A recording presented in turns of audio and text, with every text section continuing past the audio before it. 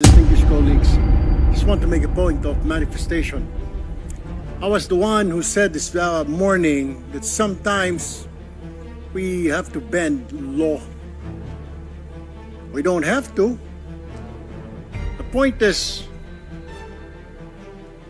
there's a Latin word that says, Vox Populi, Vox Dei. The voice of the people is the voice of God. Now, let me ask you, Mr. President,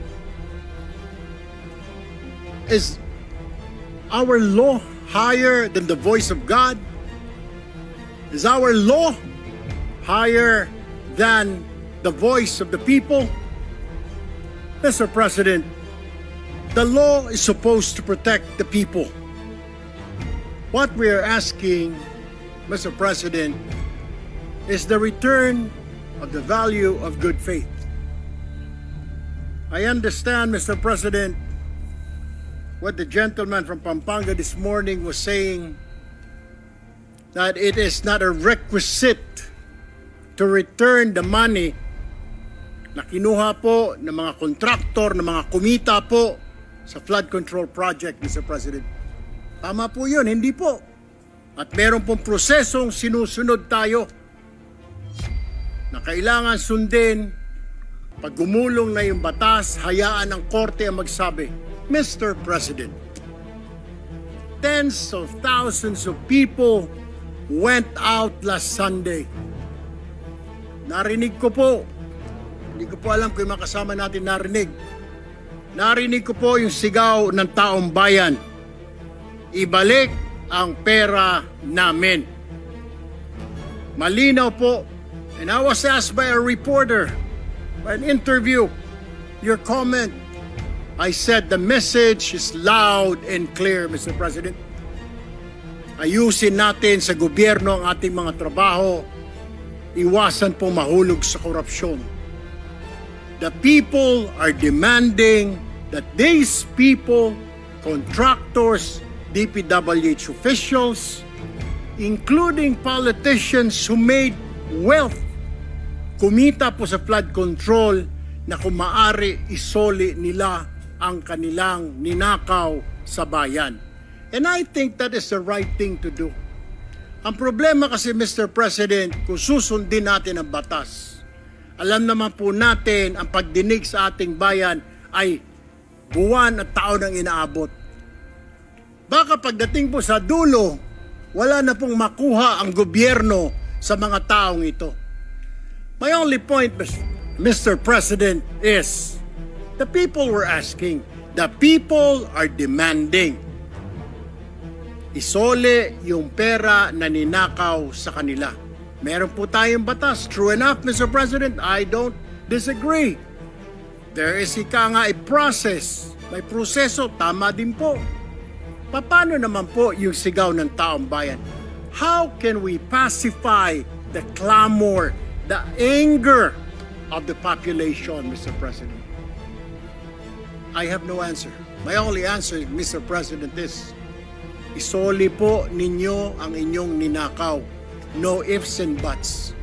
Ang sinasabi lang po ng DOJ, kakausapin po nila ang mga taong ito. Kung pwede, isoli. Wala naman po sinabi ang DOJ. Ito ang batas, bawal po, kailangan ninyong isoli yan. The DOJ, the Secretary himself said, they will ask, but they will not force them. Depende, mas mabuti raw kung kusang loob nilang isurrender yung pera, Mr. President. Wala naman pong nagbabawal sa batas na magbalik ng ninakaw. There's no such thing. And alam ko pong meron tayong process, we have procedures.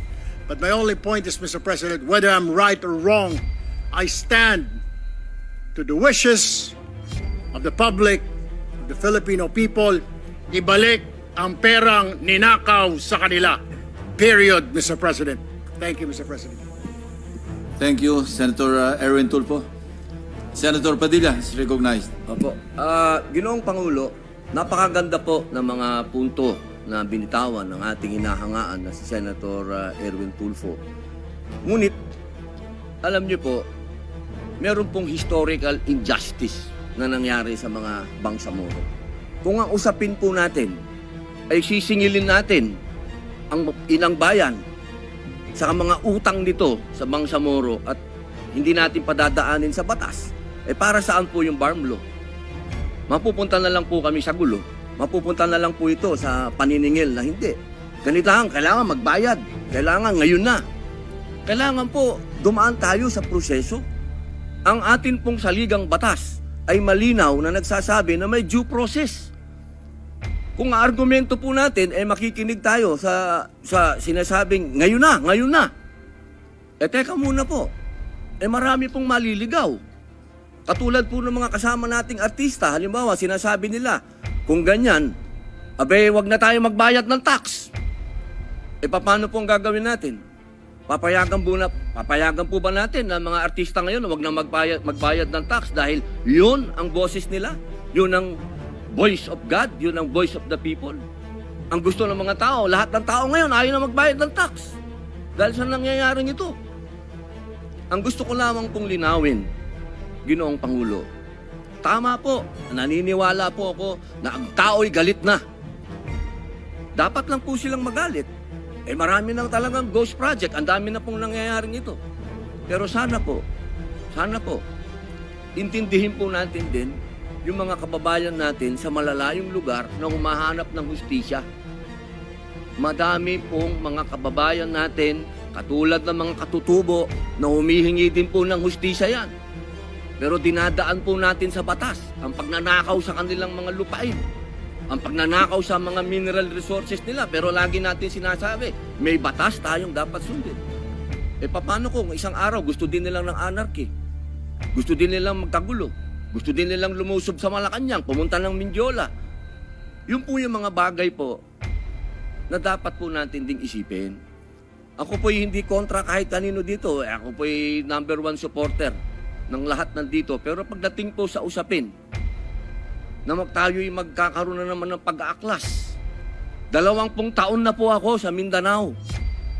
Alam po yan ng kapatid ko na si Senator Mig Subiri na umiikot dyan sa mga liblib na lugar para kumbinsin ng mga taong sumunod tayo sa batas. Yun lamang po, mga senador tayo. Gumagawa tayo ng batas. Ang batas kailangan sundin natin tayo mismo.